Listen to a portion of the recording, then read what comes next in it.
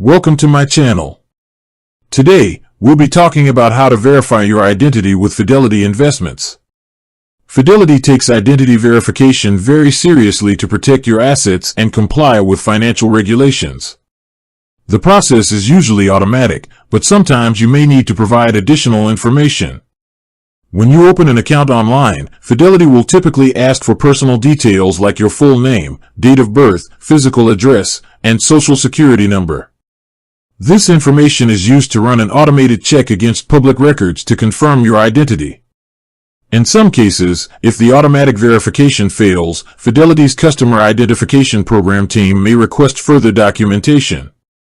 This can happen for various reasons, such as if you have recently moved or changed your name.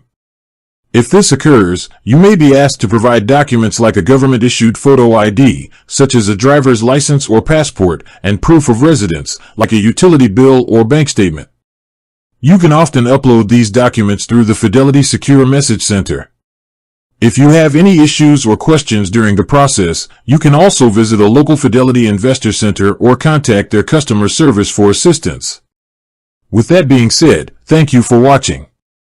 For more finance videos, kindly check my page. Please like, share, comment, and subscribe to my channel. Thank you.